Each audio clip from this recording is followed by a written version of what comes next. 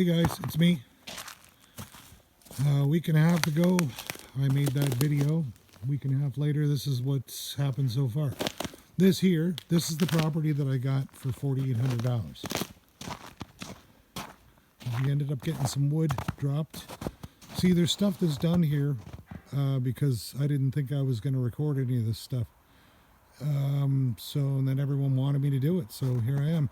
That there is my tiny house that I had built 3 years ago. Basically, it's simple construction. It's built 9 foot 10 inches wide, so it's legal to haul down the road. There's a ton. I used a 1972 camper frame, and then there's a process that you have to go through in Nova Scotia. If you're just using an old frame, it's a home built, and basically you go to Access Nova Scotia and you get yourself a piece of paper and you get the police to come and inspect it, and then you get to put your VIN number on it if it's a home built. So anyways, what I did was had this built, and I didn't put anything in it because I didn't know what the heck I was going to be using it for. And what I mean by that, because people are asking me questions online already, is that I didn't know if I was going to have to put propane water heater in it and stuff like that, or if I was going to be hooked up to electricity and do the inside that way. So basically, this is the tiny house. It's just a shell. There's nothing in it right now. But the thing is, basically the construction was a simple construction technique that I wanted built properly, and that way we can do whatever we want with it. So if we wanted to in the future eventually put a foundation underneath it, we could, and use it as a permanent cottage, or we could roll it down the road. I'm going to take you inside. Basically, inside's pretty bare. See, it's built proper. I had it wired and everything like that properly, and built properly. A guy by the name of Robert Harper, he helped me build it, and we got her done. The frame was built by a man named Tony Feltmate. It used to be, the width of it used to be 8.5 feet, but I wanted it just under 10 feet, so it was still legal to haul down the road without a wide load permit sign and all that. I put this window in because if you look down, it's basically set up so if I wanted to, I could put an addition on it if it ended up being a permanent building on a piece of property. Anyways, and this is what I did over here.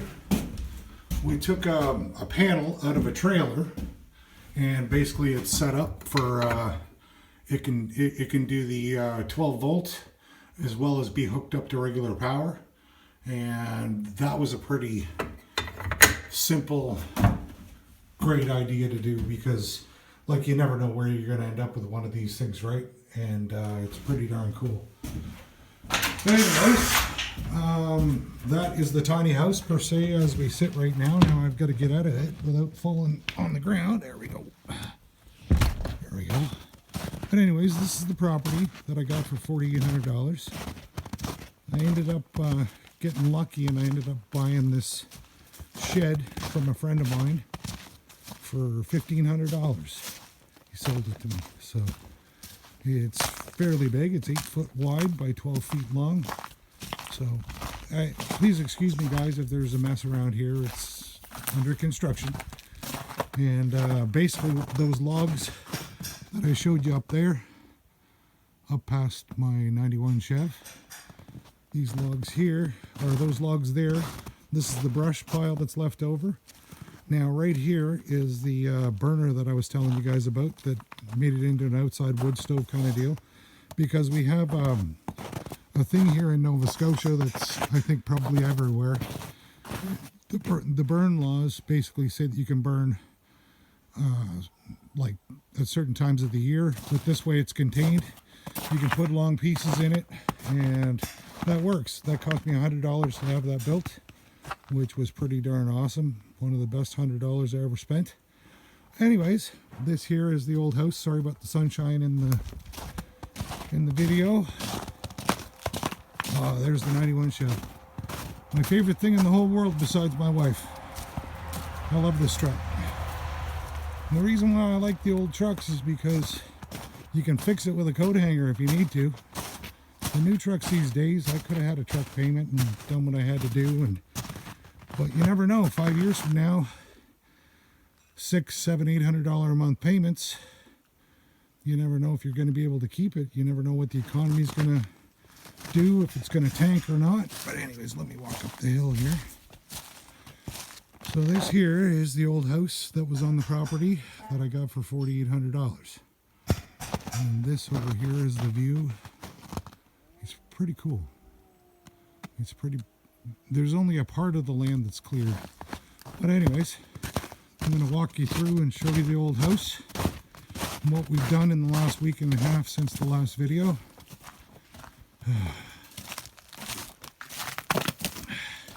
Yeah, warning.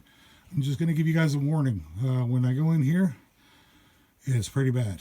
But we already got 3 loads of 2x4s out, rough cut. This is basically the old house. Inside, we've been ripping and tearing for the last week and a half. Knocking the ceilings out and stuff like that. It's got a few soft spots in the floor. There's a suicide hole that I've almost fell in twice. But anyways, yeah, this is what's left of the old house that we're tearing down. But with the price of lumber the way it is, you just look around and you see all this. This is awesome, this stuff.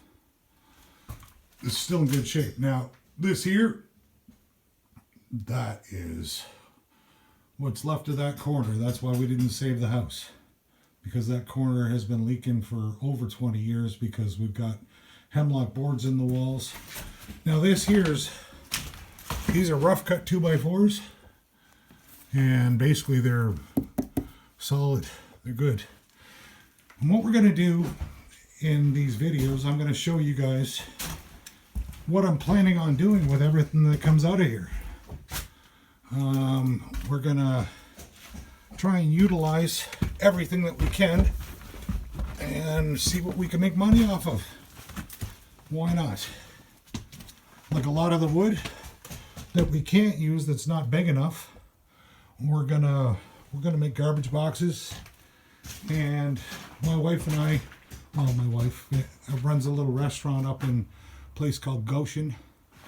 And what we're gonna do, we're gonna build garbage boxes, and we're gonna donate the proceeds that we get from the garbage boxes to the local food banks and stuff like that as a gift back to the community that supported me and that still supports us in our ventures and stuff. This here is rough cut 2x6, solid as a stone still. Now 80% of all of them are still awesome shape. This is what we're going to be tackling this week. We're going to take from here all the way back to there. We're going to take the whole roof right off on the back and salvage what we can. Obviously I can't salvage that corner. And the present tenant that lives in here, the raccoon, he decided to give me a break today and not hiss at me and try and eat me. So that's a good thing. But yeah, and then the chimney, we're going to take the chimney down from the top, and I'm going to reuse all the bricks on the to make the oasis eventually. It's basically going to be a big smoke or fire pit that's going to be made out of all the old bricks. And let's see, just so you guys can see what I'm dealing with here. Sorry about the sunlight. Gotta remember this is all new to me, this video stuff. So, but anyways, that is basically what we have for the old house.